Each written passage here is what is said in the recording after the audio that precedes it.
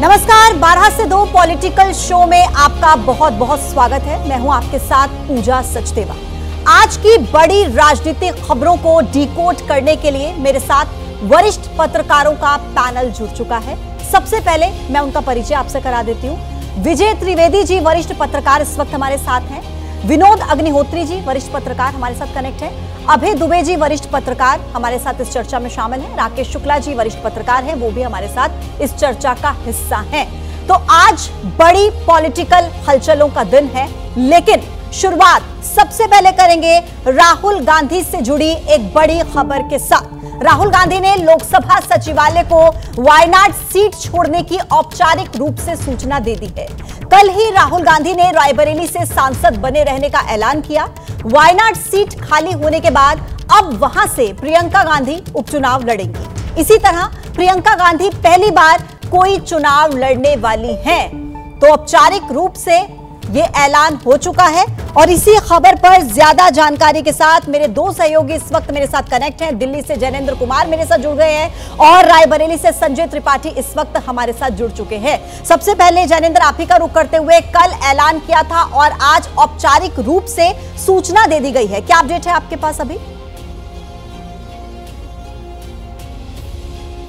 बिल्कुल, राहुल गांधी के दफ्तर के सूत्रों के मुताबिक कल मल्लिकार्जुन खड़गे ने कल शाम जब औपचारिक ऐलान कर दिया कि राहुल गांधी रायबरेली सीट रखेंगे, वायनाड सीट छोड़ेंगे, इसके कुछ देर बाद ही जो औपचारिकता होती है लोकसभा अध्यक्ष के दफ्तर को जानकारी देने की, वो पूरी कर ली गई थी। राहुल गांधी के दफ्तर की तरफ से लोकसभा अध्यक्ष के कार्यालय को सूचना दे दी गई थी, पत्र के जरिए ये जानकारी दी गई थी कि राहुल गांधी रायबरेली सीट रखने वाले हैं और वायनाड सीट छोड़ने वाले हैं। तो ये प्रक्रिया कल ही हो गई थी और अब इंतजार अब है कि चूंकि प्रियंका गांधी वायनाड से उपचुनाव लड़ने वाली हैं और वो अपनी चुनावी पारी का आगाज करने वाली है वायनाड से, तो अब उनके नॉमिनेशन वगैरह को लेकर के और वो कब वहां पर पहुंचती हैं, हालांकि चुनाव का ऐलान अभी नहीं हुआ है, तो इस पर नजरें। कल ऐलान हो गया और कल ही शाम औपचारिक जानकारी भी लोकसभा अध्यक्ष के कार्यालय में दे दी गई थी। जी ठीक है जैनेंद्र, आप रहिए मेरे साथ और आपके पास भी मैं संजय आऊंगी। लेकिन देखिए, राहुल गांधी ने वायनाड सीट छोड़ दी है और अब वहां से प्रियंका गांधी उतरेंगी। सक्रिय राजनीति में आने के 5 साल के बाद यह पहली बार होगा जब प्रियंका गांधी कोई चुनाव लड़ेंगी। अब ऐसे में प्रियंका, राहुल और मल्लिकार्जुन खड़गे का इसको लेकर क्या कहना है, सबसे पहले आप वो सुनिए। पार्टी ने यह तय कर दिया कि राहुल गांधी जी अपना रायबरेली का सीट रखना चाहिए, क्योंकि रायबरेली ये पहले से भी उनके बहुत नज़दीक है। उस फैमिली के साथ बड़ा जुड़ाव है वहाँ से और पीढ़ियों से वहाँ पर वो लड़ते आए हैं। इसी पार्टी के लिए ये अच्छा होगा कि रायबरेली सीट वो रिटेन करे। वायनाड से खाली सीट पे प्रियंका जी लड़ना चाहिए। रायबरेली से और वायनाड से इमोशनल कनेक्शन है। पिछले 5 सालों में मैं वायनाड का एमपी था और वायनाड के सब लोगों ने, हर पार्टी के लोगों ने प्यार दिया। प्रियंका वायनाड से चुनाव लड़ेगी, मगर मैं भी पीरियोडिकली वायनाड जाऊंगा और जो वायदे हमने वायनाड को किए थे उनको हम पूरा करेंगे। रायबरेली का पुराना रिश्ता है, काफ़ी खुशी हो रही है कि मैं उनको फिर से रिप्रेजेंट करूंगा, मगर आसान निर्णय नहीं था, मुश्किल निर्णय था, क्योंकि जुड़ाव दोनों के साथ है। और रायबरेली के साथ तो मेरा बहुत ही पुराना रिश्ता भी है और 20 सालों से मैंने काम किया है दोनों रायबरेली और अमेठी में, तो वो रिश्ता तो कहीं मतलब किसी भी तरह से टूट नहीं सकता। उसको कायम रखने के लिए हम दोनों हैं और भैया की मैं मदद रायबरेली में भी करूँगी और जैसे इन्होंने कहा, हम दोनों रायबरेली में भी हम दोनों मौजूद होंगे और वायनाड में भी। अब देखिए, इस फैसले को लेकर बीजेपी कह रही है कि राहुल गांधी यूपी से डर गए हैं, लेकिन कांग्रेस का कहना है कि लोकसभा चुनाव में यूपी का माहौल बदल गया है। रायबरेली हमारा पुराना सीट है, इंदिरा जी का सीट है, सोनिया जी का सीट है। हमारे entire Nehru family and Nehru Gandhi family के लिए रायबरेली बहुत पसंद है। यूपी में बहुत बड़ा वातावरण हो गया इस इलेक्शन में। अभी तक उनका अमेठी से लगाव था, अब अमेठी से मोह भंग हो गया। अब वो जानते हैं कि रायबरेली में अगर इस्तीफा दिया तो दोबारा जीतने की स्थिति नहीं है। एक बार वो जीत गए, लेकिन दोबारा लड़ेंगे तो उनको उत्तर प्रदेश से हार मिलेगी, ये उनको पता है। इसलिए उत्तर प्रदेश से डर कर जो प्रियंका जी कहती थी लड़की हूँ, लड़ सकती हूँ, अगर लड़ सकती हूँ तो आओ उत्तर प्रदेश से लड़ो। लेकिन वो उत्तर प्रदेश से भागकर वो वायनाड पहुँची हैं और वायनाड से भी उनको मैं समझता हूँ असफलता मिलेगी। अब इन राजनीतिक बयानों से इतर रायबरेली की जनता क्या सोचती है, जानने के लिए सीधे आपको संजय त्रिपाठी के पास लेकर चलते हैं। संजय, इतने बड़े मार्जिन से रायबरेली की जनता ने राहुल गांधी को जिताया और रायबरेली के ही सांसद राहुल गांधी बने रहेंगे। इसको लेकर जनता किस तरीके से देख रही है, क्या माहौल है वहां पर? निश्चित रूप से रायबरेली के लोग मेरे साथ मौजूद हैं। राहुल गांधी आपके सांसद बने रहेंगे, प्रियंका गांधी वायनाड से चुनाव लड़ेंगी, क्या कहेंगे इस पर? ये देखिए, इस फैसले का हम लोग स्वागत करते हैं और ये फैसला स्वागत योग्य है कि आदरणीय राहुल जी रायबरेली से सांसद रहेंगे। और हम लोगों को पूरी आशा भी थी कि वो गांधी परिवार का जो यहाँ से 100 साल पुराना रिश्ता है नेहरू जी के समय से और आज तक का, उसको कायम रखेंगे और सांसद रायबरेली से ही रहेंगे। वो बीजेपी के लोग कह रहे हैं कि प्रियंका गांधी चाहती तो अमेठी से लड़ सकती थी, लेकिन वो डर करके वायनाड गई हुई। तो स्मृति ईरानी को भेज दें वायनाड उनके सामने, वहाँ से भी जमानत नहीं बचने वाली। रायबरेली तो पहले ही जनता बोलती थी ये जो सियासत की दुनिया है खुद में एक पहेली है, क्या बतलाऊं कितनी मुसीबत कितनी साजिश झेली है। रायबरेली का चप्पा चप्पा एक ही सुर में बोल रहा था, रायबरेली के राहुल और राहुल की ही रायबरेली है। तो राहुल गांधी जी ने ये साबित कर दिया है, क्योंकि वे उनकी दादी माँ की कर्मभूमि रही है। आदरणीय इंदिरा गांधी जी यहाँ से प्रधानमंत्री रहे, त्याग और बलिदान की प्रतिमूर्ति सोनिया जी यहाँ से सांसद रहे। अब उनका बेटा जननायक राहुल गांधी जी सांसद बनने का फैसला रायबरेली से लिए, ये स्वागत योग्य है। 3 पीढ़ियाँ यहाँ से राहुल गांधी की रही हैं, अभी राहुल गांधी यहाँ सांसद बने रहेंगे। इस फैसले को किस तरह देखते हैं? आप तो पुराने आदमी हैं रायबरेली। राहुल जी का निर्णय जो है ये स्वागत योग्य है, क्योंकि उन्होंने जो अपने रिश्ते को निभाया है, पहले भी उन्होंने कहा था कि मैं इस रिश्ते को निभाऊंगा और वैसा उन्होंने किया, जैसा उन्होंने कहा वैसा उन्होंने किया। रिश्ता निभाएंगे राहुल गांधी रायबरेली से, चूँकि 3,90,000 से भी ज़्यादा वोटों जीते हैं। देखिए, रिश्ता ही निभाना था, परिवार में ही सब कुछ रखना था, तो क्या ज़रूरत थी 2-2 बार इलेक्शन कराने की देश में। वायनाड दीदी लड़ जाती, यहाँ भाई लड़ जाता, कहीं मम्मी लड़ जाती। देखिए, ये सब केवल भावनात्मक रूप से रायबरेली छलने का नतीजा है। माता जी आई, उन्होंने भावनात्मक वो दिया, उसका आधार पर वो जीते। ये जो गांधी परिवार है रायबरेली को अपने पिकनिक स्पॉट समझता है। जब उनका मन भर जाता है तो यहाँ टहलने घूमने एक दिन आते हैं और कभी भी रात में नहीं रुके। ये भी आपको बता, पिछली इस बार उनकी माताजी 5 साल यहाँ नहीं आई, वही हाल राहुल गांधी का भी रहने वाला है। पिकनिक मनाने आते हैं राहुल गांधी और गांधी। संजय, तो यहाँ पर लोगों की प्रतिक्रियाएं, कुछ लोग बहुत खुश कि उन्होंने ये जो फैसला है ये लिया, ये रायबरेली की जनता के लिए अच्छा है और वो इससे खुश नजर आ रहे हैं। लेकिन जैनेंद्र, उत्तर से दक्षिण तक जो राजनीतिक समीकरण साधने की कोशिश कांग्रेस की है इस बार, ऐसे में वायनाड से प्रियंका गांधी का उपचुनाव लड़ना कितना अहम है? जैनेंद्र, मेरी आवाज आपको मिल रही है? जी, माफ करिए एक बार फिर। जैनेंद्र, प्रियंका गांधी का वायनाड से राजनीतिक डेब्यू करना कितना महत्वपूर्ण, मेरा सवाल ये था आपसे।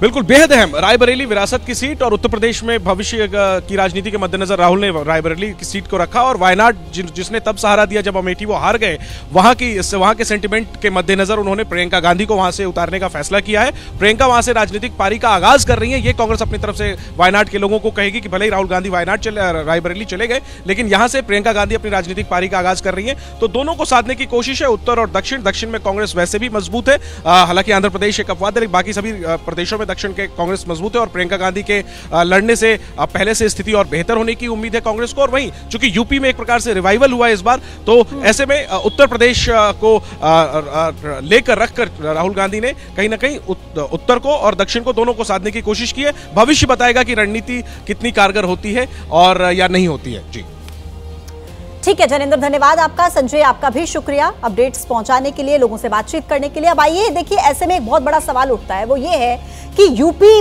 बहुत जरूरी, लेकिन क्या वायनाड छोड़ना मजबूरी? ये एक बड़ा सवाल है जो कि इस दरमियान लगातार बना हुआ है, क्योंकि राहुल गांधी का ये डिसीजन, कांग्रेस का ये डिसीजन कि वो रायबरेली के सांसद बने रहेंगे, लेकिन वायनाड की सीट पर उपचुनाव होगा और वो जो उपचुनाव है वो प्रियंका गांधी लड़ेंगी। विजय जी, क्या आपको लगता है, क्योंकि जब अमेठी हारे राहुल गांधी, उस वक्त पर वायनाड की जनता ने उनका साथ दिया, उनको चुना, इतने बड़े मार्जिन से उन्हें जिताया, अब ऐसे में वायनाड छोड़ना निश्चित तौर पर उनके लिए भी थोड़ा सा दुखद तो रहा होगा, लेकिन वायनाड की जनता इसको किस तरीके से लेगी? धोखे के रूप में, या समझेगी कि कानून के हिसाब से उन्हें छोड़नी थी एक सीट? धोखा मैं नहीं समझता, क्योंकि अक्सर राजनेता जो हैं 2-2 सीटों से चुनाव लड़ते हैं और उसमें एक सीट छोड़ते हैं। उसमें से राहुल गांधी जी ने वायनाड छोड़ी, ये उनको पार्टी को और उनको फैसला करना था कि वो वायनाड छोड़ना चाहते हैं कि रायबरेली छोड़ना चाहते हैं। लेकिन मुझे याद आ रहा है 1980 में यही डायलेमा, यही दुविधा जो है उनकी दादी इंदिरा गांधी को थी। उन्होंने 1980 में इमरजेंसी के बाद जब जनता पार्टी की सरकार चली गई और 80 में चुनाव लड़ा, तो रायबरेली और मेढक से चुनाव लड़ा था, आंध्र प्रदेश से, और वो दोनों सीट जीत गई थी, रायबरेली और मेढक। लेकिन उस समय इंदिरा गांधी ने रायबरेली छोड़ा था।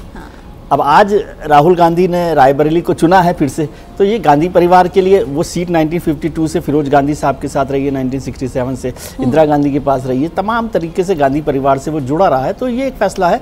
लेकिन वायनाड को तय करना है, और उसमें उनके लिए मुश्किल तब होती वायनाड के लिए, कांग्रेस को, यदि प्रियंका गांधी वहाँ पर नहीं होती। प्रियंका गांधी को आने से एक तरह से उन्होंने कहा कि घर के ही एक व्यक्ति को मैंने ये जिम्मेदारी दूसरी तरह से सौंप दी है, शायद इसीलिए प्रियंका जी को वहां पर दिया गया, नहीं तो कांग्रेस का कोई और कैंडिडेट भी हो सकता था। हाँ। तो वो जो गुस्सा होगा वायनाड के लोगों में, या धोखा, कुछ लोग धोखा भी मान सकते हैं, ऐसा नहीं कि नहीं मान सकते, लेकिन फिर भी प्रियंका गांधी के आने से राहुल गांधी को लेकर जो नाराजगी बिल्कुल। और विजय जी, जैसा आपने दक्षिण से कनेक्ट का भी जिक्र किया कि इंदिरा गांधी ने उस वक्त पे रायबरेली छोड़ा, मेढक को चुना, तो दक्षिण से एक बहुत पॉलिटिकल कनेक्ट रहा है। सोनिया गांधी ने अपना डेब्यू बेलारी से किया था, अगर मैं गलत नहीं हूं तो। अब कांग्रेस को जब भी संकट रहता है ना, तो वो दक्षिण में जाती है, वो बेलारी हो, मेढक हो, चिकमंगलूर हो, वायनाड हो, तो जब भी क्राइसिस में रही तो उनको दक्षिण। अच्छा अभी जी, ऐसे में सवाल ये उठ रहा है कि आखिर प्रियंका गांधी को रायबरेली से दोबारा से चुनाव कराने की कांग्रेस ने जरूरत क्यों नहीं की, हिम्मत क्यों नहीं की? क्या वो वाकई डर गए थे, या फिर वो ये पोर्ट्रे करना चाहते हैं, देखिए चेहरा तो हमारा राहुल गांधी ही है और उन्हें उत्तर प्रदेश से दूर नहीं करने दिया जा सकता? देखिए, जिस वक्त अमेठी और रायबरेली में पर्चे भरने की वेला नजदीक आ रही थी, उस वक्त सब लोग कयास लगा रहे थे कि क्या होगा, रायबरेली से और अमेठी से भाई बहन लड़ेंगे, क्या होगा क्या नहीं होगा। किशोरी लाल जी का नाम उस वक्त हवाओं में नहीं था, और हम सब लोगों को ये अंदाज़ा भी नहीं था कि उत्तर प्रदेश में मतदाताओं का रुझान क्या होगा। हम लोग ज़्यादा ये मान पा रहे थे कि रायबरेली से राहुल गांधी आसानी से चुनाव जीत जाएंगे, और अमेठी से अगर रायबरेली से प्रियंका गांधी लड़ी तो वो आसानी से चुनाव जीत जाएंगी, अमेठी से अगर राहुल गांधी लड़े तो वो स्मृति ईरानी को बहुत ज़बरदस्त टक्कर देंगे, चुनाव जीत भी सकते हैं लेकिन चुनाव फंस भी सकता है। इस प्रकार का सबका आकलन था मेरे ख्याल से। लेकिन अब परिस्थिति पूरी तरीके से बदल चुकी है।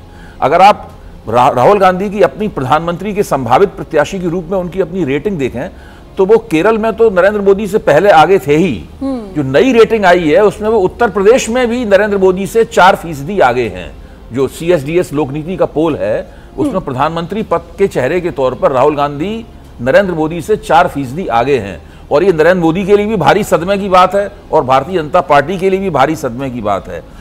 उत्तर प्रदेश में हर सीट के हिसाब से अगर आप वोटों का विश्लेषण करें तो कांग्रेस को 36.7% वोट ज्यादा मिला है। वोट शेयर, अच्छा अभय जी, वोट शेयर भी बढ़ा है, सीटें भी बढ़ी हैं, और पिछले 10 साल में ये इस बार ऐसा हुआ है विनोद जी कि सीटें भी बढ़ रही हैं, वोट शेयर भी बढ़ रहा है। अब ऐसे में क्या आपको लग रहा है कि एक महत्वपूर्ण ये हो जाता है कि विपक्ष के रूप में क्या कितनी अहम भूमिका इस वक्त रह सकती है? क्योंकि उत्तर से देखिए राहुल गांधी प्रतिनिधित्व करेंगे, दक्षिण से अगर प्रियंका जीतती हैं तो वो, और पश्चिम से सोनिया गांधी राज्यसभा में है, राजस्थान से वो आई हैं क्योंकि, तो कितनी बड़ी भूमिका रहेगी अब ये तिगड़ी की? नहीं, भूमिका तो बड़ी महत्वपूर्ण रहेगी। सोनिया गांधी राज्यसभा में रहेंगी और ये दोनों भाई बहन लोकसभा में रहेंगे अगर प्रियंका ही जीतती हैं तो निश्चित रूप से कांग्रेस के जो सांसद हैं उनके अंदर एक ज़बरदस्त उत्साह आएगा, और अगर कहीं राहुल गांधी नेता विपक्ष बन गए तो और ज़्यादा आक्रामकता बढ़ेगी कांग्रेस की, क्योंकि फिर वो कन्फ्रंट करेंगे सीधे प्राइम मिनिस्टर को लीडर अपोजिशन के रूप में। जब वो बोलेंगे तो सदन को उनको सुनना पड़ेगा। बात मिनिस्टर राहुल गांधी को डिस्टर्ब किया जाता रहा, वो सारी चीज़ें थमेंगी, और ज़्यादा चूँकि विपक्ष के पास सांसद हैं और अगर वो नेता विपक्ष बनते हैं तो पूरे विपक्ष के नेता होंगे, उसमें सारे विपक्ष दल उनके पीछे एकजुट होंगे, तो इससे एलिवेशन भी होगा उनका। तो कुल मिलाकर की भूमिका तो निश्चित रूप से बढ़ेगी और उत्तर प्रदेश पर इसका सीधा असर इसलिए पड़ेगा क्योंकि राहुल गांधी उत्तर प्रदेश से सांसद हैं। अब वो रायबरेली से सांसद हैं, भले उनके 6 सांसद हैं उत्तर प्रदेश से, लेकिन उत्तर प्रदेश से सांसद होने का मतलब ये है कि उत्तर प्रदेश में उनकी सक्रियता रहेगी। अगर वो वायनाड से सांसद होते तो शायद उत्तर प्रदेश में सक्रिय नहीं दे पाते। उनकी सक्रियता रहेगी।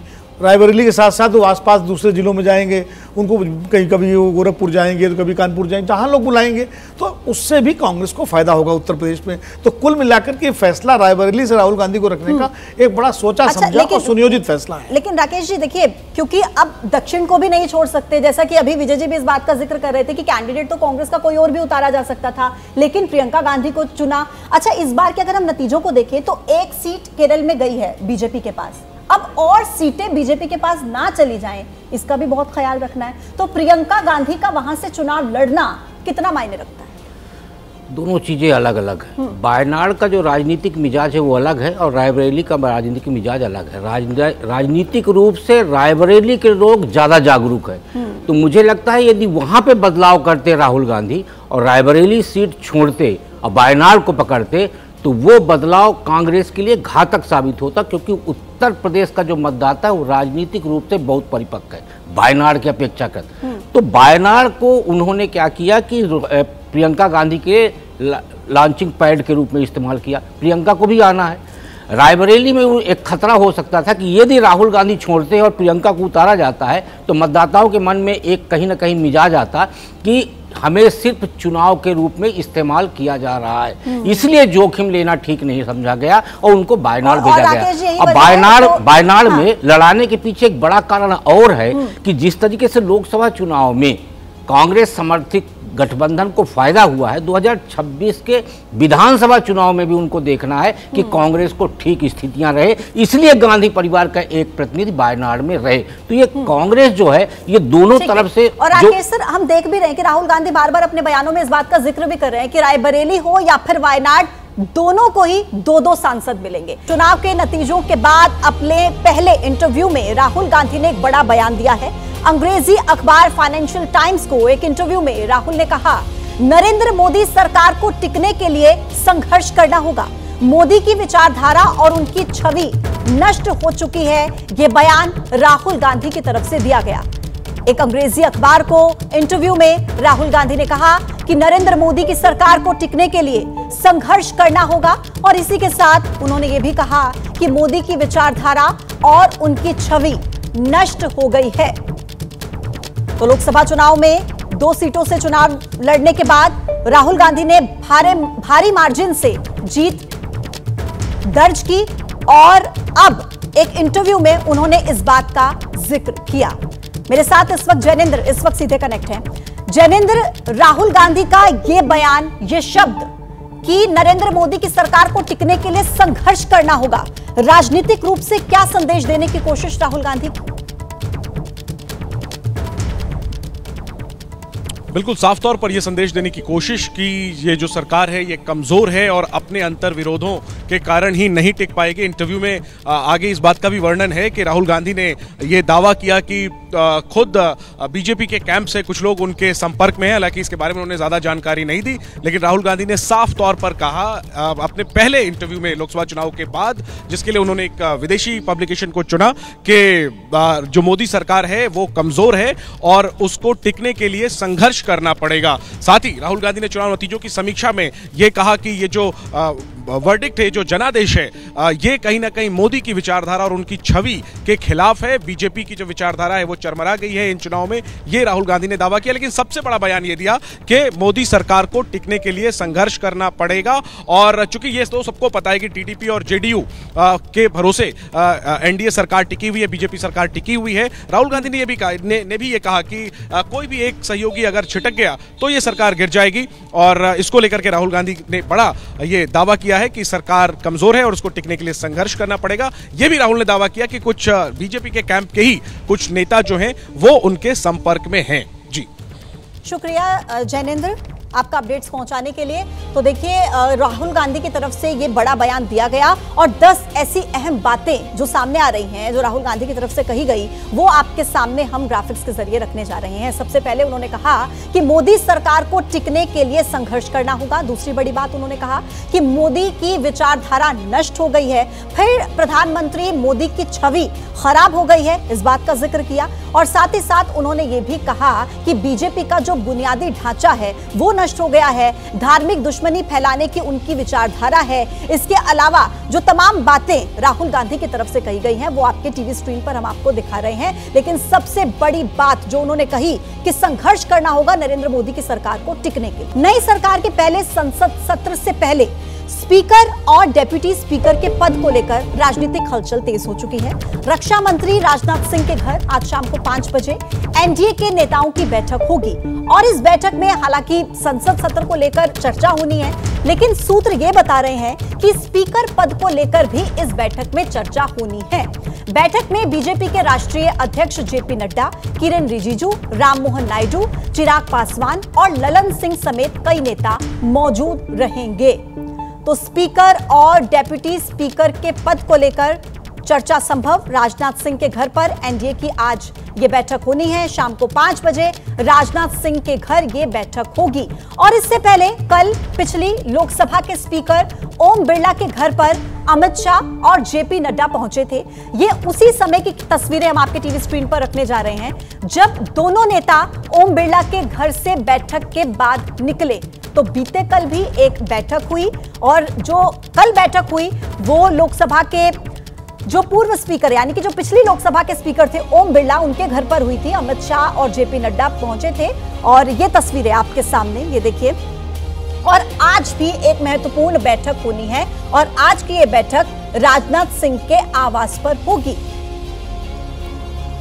अब देखिए यहां पर विपक्ष लोकसभा में डेप्यूटी स्पीकर के पद की मांग कर रहा है। ये बड़ी खबर, इंडिया गठबंधन का ये कहना है कि परंपरा के मुताबिक लोकसभा उपाध्यक्ष का पद विपक्ष के पास रहना चाहिए। कांग्रेस के नेता प्रमोद तिवारी ने कहा कि कांग्रेस की सरकारों में भी इसी परंपरा का पालन किया गया है और अभी भी परंपरा के अनुसार ये जो पद है ये विपक्ष के पास ही होना चाहिए।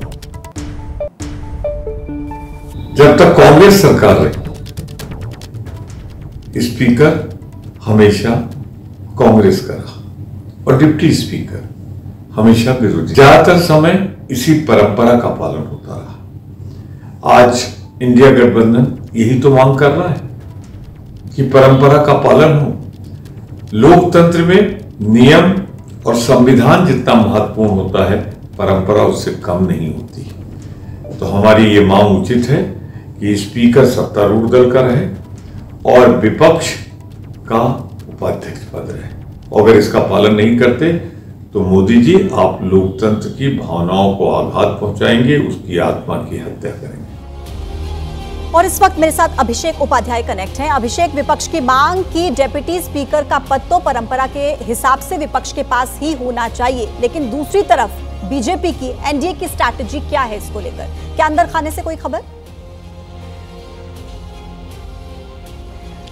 देखिए एनडीए में जो इसको लेकर के बातचीत चल रही है, सबसे बड़ी बात तो है कि एक कंसेंसस कैंडिडेट का चयन होगा स्पीकर के लिए और डिप्टी स्पीकर के लिए। हमारी जानकारी ये है कि सहयोगियों जो एनडीए के दूसरे घटक दल हैं उनको ही दिया जाएगा। अभी तक जो जानकारी मिल रही है विपक्ष को देने की परंपरा रही है, इसमें दो राय नहीं है। यहाँ तक कि जब इसके पहले जब सरकार यूपी की सरकार थी तब भी हमको याद है करिया मुंडा के पास ये अध्यक्ष था, डिप्टी स्पीकर का पद था एक बार और वो भी दिया गया है विपक्ष को।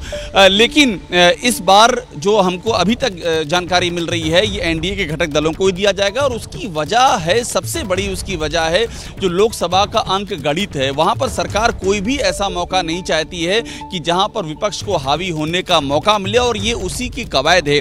एक बात मैं आपको और बता दूं कि एक जो विचार के दायरे में चीजें उसमें उड़ीसा और आंध्रा ये दो एंगल पर भी विचार किया जा रहा है। उड़ीसा और आंध्रा के दो नाम हैं जिनकी चर्चा की जा रही है कि क्योंकि ये जो लोकसभा की स्पीकर का जहां तक सवाल है वहां पर उनके भी नाम पर विचार हो रहा है। भर्तर मेहताब का नाम है जो इस बार बीजेडी छोड़ करके बीजेपी में आए हैं। डी पुरंदेश्वरी जो कि चंद्रबाबू नायडू की जो वाइफ हैं उनकी बहन है नारा भुवनेश्वरी की, ये दो नाम भी चर्चा में ओम बिरला के साथ में। तो आज जो शाम की बैठक है वो बहुत ही ज़्यादा महत्वपूर्ण है और एक कंसेंसस बना करके फैसला लिए जाने की पूरी संभावना है। जी ठीक है अभिषेक, शुक्रिया आपका जानकारी देने के लिए। तो देखिए अब ऐसे में एक बड़ा सवाल ये उठता है कि डेप्यूटी स्पीकर के पद पर आखिर क्यों है विपक्ष की नजर, ये बड़ा सवाल। अभय दुबे जी, सीधा आप ही के पास आते हुए, क्योंकि इस वक्त इसको इग्नोर नहीं किया जा सकता कि लोकसभा में विपक्ष अच्छी खासी भूमिका में है, अच्छी खासी सीटें विपक्ष के पास आई। ऐसे में परंपरा भी यही कहती है कि डिप्टी स्पीकर का पद विपक्ष के पास होना चाहिए, लेकिन क्या आपको लगता है कि स्ट्रैटेजी इसके तहत बनाई जा सकती है? देखिए, विपक्ष इसमें दो तरह की रणनीति चल रहा है। पहली रणनीति उसकी ये है कि उसकी कोशिश ये है कि जो लोकसभा अध्यक्ष का पद जो है वो भाजपा के पास ना रह के तेलुगु देशम के पास रहे। तेलुगु देशम की तरफ से उसका एक तरह का दावा भी है, भले ही उन्होंने सार्वजनिक बयान न दिया हो। जब वो कहते हैं कि इस पर कंसेंसस होना चाहिए, आम सहमति होनी चाहिए, तो उसके पीछे बात दरअसल यही होती है कि वो चाहते हैं कि भाई उनके पास आना चाहिए। वो एक जमाने में एक भिन्न परिस्थिति थी, जीएमसी बालयोगी अध्यक्ष थे लोकसभा के, तो एक तो ये कोशिश है। दूसरी तरफ वो परंपरा का भी हवाला दे रहे हैं कि हमारे पास उपाध्यक्ष का पद होना चाहिए। तीसरी तरफ भारतीय जनता पार्टी, जैसे आपके संवाददाता ने कहा भी कि भर्तरी मेहताब हैं, उड़ीसा में भाजपा ने एक असाधारण जीत दर्ज की है। उस जीत को और रेखांकित करने के लिए और महत्व देने के लिए अगर उड़ीसा का व्यक्ति लोकसभा का अध्यक्ष हो तो, और भर्तरी मेहताब व्यक्ति के तौर पे मैं समझता हूं कि वो इस पद की योग्यताएं उनके अंदर काफ़ी हैं। मेहताब के अंदर जो निजी तौर पे मैं जानता हूं, काफ़ी योग्य व्यक्ति हैं उस और इस पद के लिए। तो देखिए किस तरीके से पूरी परिस्थिति होती है। मुझे तो यही लगता है कि भाजपा स्पीकर का पद अपने पास रखेगी और गैर भाजपा दल की, विपक्ष को तो नहीं देगी किसी कीमत पे। कांग्रेस को उपाध्यक्ष पद नहीं मिलेगा, लेकिन एक दिखाने के लिए एक गैर भाजपा दल तेलुगु देशम को उपाध्यक्ष का पद दे दे। ठीक है, अब अभी अभिषेक भी इसी बात का जिक्र कर रहे थे, लेकिन विजय सर ऐसे में फिर विपक्ष क्या करेगा? क्योंकि विपक्ष तो यही कह रहा है ना कि भाई हमें तो चाहिए, परंपरा भी यही कहती है। तो अगर ये वाला पद भी विपक्ष के हिस्से नहीं जाता तो विपक्ष के पास क्या पार हो सकती है, क्या करेगा विपक्ष? नहीं, कुछ करने की संभावना नहीं है। विपक्ष कोशिश कर रहा था कि जो एनडीए के यानी घटक दल जो है भारतीय जनता पार्टी के, उनके साथ मिलकर कुछ किया जा सके, लेकिन वो भी उस नंबर गेम में उसके आगे नहीं आ पा रहे। पॉलिटिक्स जो है, खासतौर से पार्लियामेंट्री पॉलिटिक्स नंबर गेम है। इसमें भावनाएं, दबाव ये काम नहीं आता। आपका नंबर गेम क्या कह रहा है? नंबर गेम कह रहा है कि भारतीय जनता पार्टी का अध्यक्ष हो। उसके लिए विपक्ष ने टीडीपी को ये दिया कि भाई आपका अध्यक्ष बनाएंगे तो हम साथ दे देंगे, लेकिन उससे कोई बनने वाले नहीं है। टीडीपी को भी ये बात समझ में आ रही है। तो मुझे लगता है कि एनडीए जो है भारतीय जनता पार्टी के अध्यक्ष के लिए तैयार हो जाए और टीडीपी को या किसी और सहयोगी दल, वैसे सबसे ज़्यादा संभावना टीडीपी की है कि वो उनको डिप्टी स्पीकर का पद है। एक चीज़ और मैं जोड़ दूँ, परंपरा को लेकर बार बार बात हो रही है कि परंपरा ये रही है कि विपक्ष का स्पीकर रहा है, डिप्टी स्पीकर रहा है। तो याद कीजिए, यदि हिस्ट्री आप देखेंगे तो ये परंपरा वाजपेयी सरकार में शुरू हुई। उससे पहले 50 साल 60 साल कांग्रेस के स्पीकर होते थे, कांग्रेस के ही डिप्टी स्पीकर होते थे या उनके सहयोगी दल के होते थे। जब 99 में वाजपेयी सरकार बनी तब पीएम शहीद साहब कांग्रेस के डिप्टी स्पीकर बनाए गए थे और वहां से ये परंपरा शुरू हुई है। इसलिए ये कोई 50 साल ये परंपरा देवगौड़ा सरकार से शुरू हुई है, जब सूरज भान को बनाया गया था डिप्टी स्पीकर बीजेपी। देवगौड़ा सरकार की बात नहीं बने थे, वो उस समय तो वाजपेयी से पहले देवगौड़ा बने ना, 96 में बन गई थी। हाँ, तो उस समय 96 बराबर के दल थे। अगर शुरुआत की आप बात करेंगे तो देवगौड़ा सरकार में सूरज भान बीजेपी के थे, वो डिप्टी स्पीकर बने थे। संगमा साहब स्पीकर थे, संगमा साहब स्पीकर बने थे और वो सत्ता पक्ष के कंटिन्यूएशन में किया गया। संगमा साहब तो कांग्रेस के थे, क्योंकि सब सपोर्टिंग को बनाकर वहां पर शुरू किया और उसके बाद लगातार चलती रही। लेकिन अभी मुझे नहीं लग रहा, खासतौर से जब मजबूत विपक्ष कह रहे हैं विजय सर कि भाई सालों से तो पहले यही होता रहा कि कांग्रेस का स्पीकर भी रहा, डेप्यूटी स्पीकर भी रहा, लेकिन अब परंपरा की बात। अभी तो इंपॉर्टेंट एक खबर ये भी हो सकती है कि बलराम जाखड़ का रिकॉर्ड क्या ओम बिरला साहब तोड़ सकते हैं? बलराम जाखड़ साहब हिंदुस्तान की राजनीति में, संसद में केवल अकेला आदमी है जो 2 बार अध्यक्ष रहे कंटिन्यूएशन में। तो क्या ओम बिरला साहब का ये नंबर लगने वाला है कि नहीं लगना, ये भी एक बड़ी खबर है। अच्छा विनोद सर, अगर ऐसा नहीं होता, मतलब विपक्ष जो चाह रहा है वैसा नहीं होता, तो क्या फिर एक ये रास्ता हो सकता है कि शक्ति परीक्षण के लिए सर्वसम्मति ना होकर चुनाव का रास्ता अख्तियार कर लिया? चुनाव का रास्ता होगा। देखिए, चुनाव का रास्ता अगर होता है तो चुनाव में तो एनडीए के पास नंबर है, तो एनडीए अपना स्पीकर तो बनवा लेगा और डिप्टी स्पीकर भी बनवा लेंगे। लेकिन क्या है ना कि जो एक पक्ष विपक्ष के बीच में एक समन्वय होना चाहिए, और खासकर माना जाता है कि स्पीकर और डिप्टी स्पीकर ये दलगत राजनीति से ऊपर उठ करके काम करें, तो ये तभी संभव होता है अगर सर्वसम्मति से बने। देखिए, जब विपक्ष कमजोर होता है तब तो सर्वसम्मति बड़ी आसानी से बन जाती है। भाई पिछली लोकसभा में विपक्ष बहुत कमजोर था, तो आराम से बिरला साहब बन गए, उसमें चुनाव की नौबत ही नहीं आई, या सुमित्रा महाजन बन गई थी, चुनाव की नौबत नहीं आई, क्योंकि लेकिन जब विपक्ष बराबर की स्थिति में होता है जैसे इस समय है, तब अगर सर्वसम्मति बन जाए तो ज्यादा बेहतर होता है। अगर मैं गलत नहीं हूं तो शायद अभी तक आजादी के बाद से यही होता है कि सर्वसम्मति से ही स्पीकर का चुनाव होता है।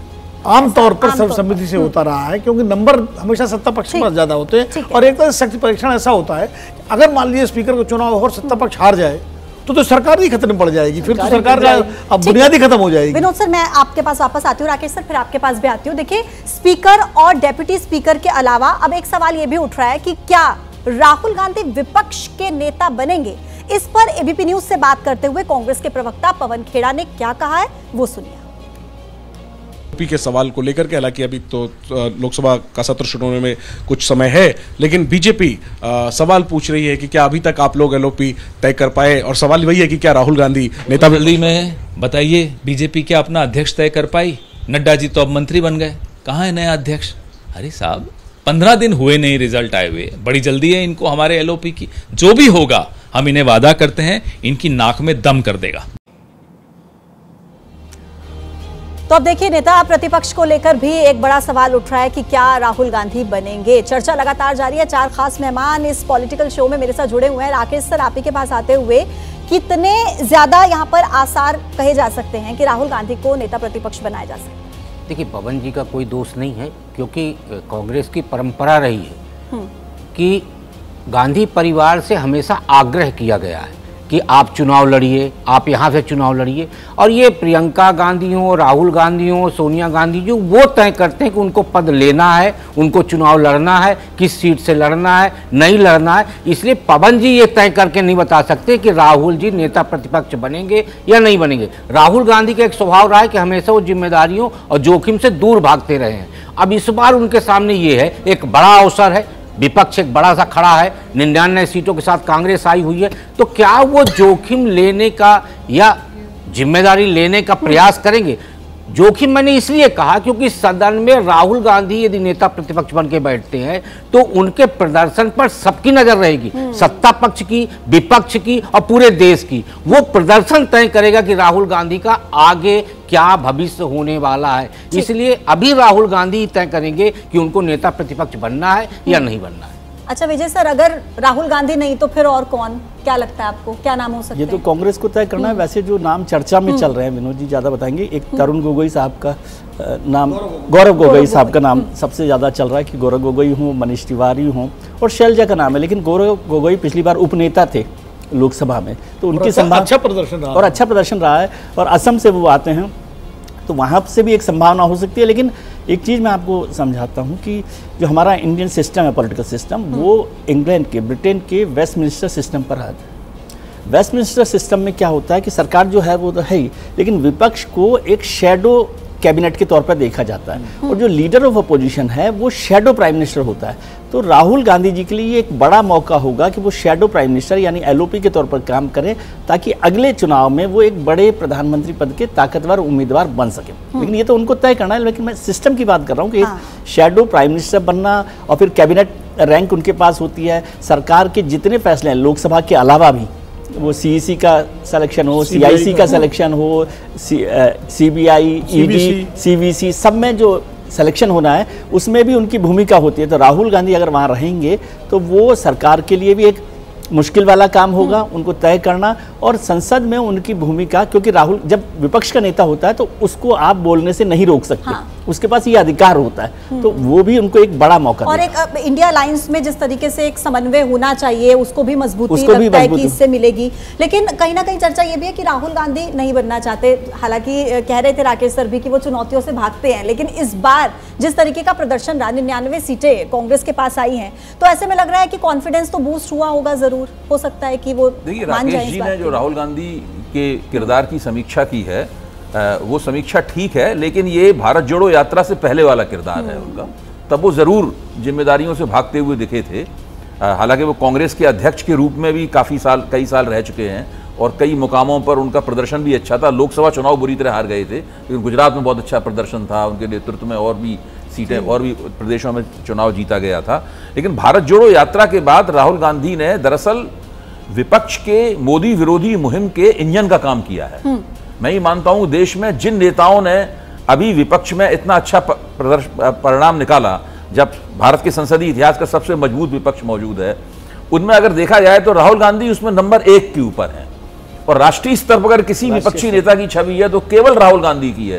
बाकी लोगों की अपने अपने क्षेत्रों में अच्छी छवि है, बड़ी छवि है, लेकिन राष्ट्रीय स्तर पर अगर कोई भाई मोदी के मुकाबले कौन, तो राहुल गांधी अब स्पष्ट रूप से मोदी के मुकाबले उनकी हस्ती उभर आई है। तो अगर वो विपक्ष के नेता बनते हैं तो उन्हें प्रयास करने होंगे, जिम्मेदारी बहुत भारी है, संसद में लगातार मौजूद रहना पड़ेगा, हर मुद्दे पे बोलना पड़ेगा, उसमें अकलमंदी दिखानी पड़ेगी, कुशलता वक्तृत्व दिखाना पड़ेगा। तो ये सारी चुनौतियां हैं, लेकिन उसका उन्हें लाभ बहुत होगा। लेकिन विनोद जी, अगर बीजेपी और कांग्रेस के बाद देखें लोकसभा चुनाव में जिसे सबसे ज्यादा सीटें मिली है वो समाजवादी पार्टी है, तो अगर राहुल गांधी नहीं तो क्या लग रहा है कि नेता प्रतिपक्ष वहां से भी चुना जा सकता है? नहीं, वो तो सब नेता प्रतिपक्ष तो कांग्रेस का ही होगा, क्योंकि सबसे बड़ी पार्टी कांग्रेस पार्टी है, और जो 54-55 सांसदों की जो योग्यता है नियम के अनुसार, वो भी कांग्रेस पार्टी पूरी करती। नंबर 1 देखिए, सोनिया गांधी नेता विपक्ष थी अटल जी के समय, राजीव गांधी नेता विपक्ष थे वीपी सिंह जब प्राइम मिनिस्टर थे, और अटल जी नेता विपक्ष रहे, आडवाणी जी नेता विपक्ष रहे। तो भारतीय राजनीति में जो नेता विपक्ष होता है वो अपने आप पूरे देश का नेता बन जाता है। तो राहुल गांधी के लिए बहुत बड़ी अपॉर्चुनिटी है। वो न सिर्फ संसदीय प्रक्रिया को समझेंगे, बल्कि जैसा हमारे दोनों सब सहयोगियों ने कहा कि वो प्रधानमंत्री के बरक्स विपक्ष का चेहरा होंगे, और हाउस के अंदर सारे विपक्ष के नेता होंगे और बोलेंगे भी। और एक काम हो सकता है, वो अपने किसी विशेष सहयोगी को, गौरव गोगोई को या मनीष तिवारी को या शशि थरूर को उपनेता बना ले, तो जो निटी ग्रिटीज हैं, तमाम सारी जो तकनीकी चीजें हैं, उनमें वो उपनेता उनकी मदद कर देगा। इंडिया गठबंधन के नेता मुंबई में सेबी कार्यालय के बाहर प्रोटेस्ट कर रहे हैं। दरअसल लोकसभा चुनाव के बाद जिस दिन चुनाव के रिजल्ट आए, उसी दिन स्टॉक मार्केट तेजी से नीचे गिरा। इसके बाद कांग्रेस नेता राहुल गांधी समेत कई बड़े नेताओं ने मौजूदा सरकार और प्रधानमंत्री नरेंद्र मोदी पर उनके मीडिया में दिए हुए बयानों को लेकर निशाना साधा। कहा कि स्टॉक मार्केट में बहुत बड़ा घोटाला हुआ है, और इसी संदर्भ में सेबी को शिकायत देने के लिए आज टीएमसी, शिवसेना, एनसीपी के नेता कार्यालय पहुंचे और वहां पर सेबी के बाहर प्रोटेस्ट करते नजर आए।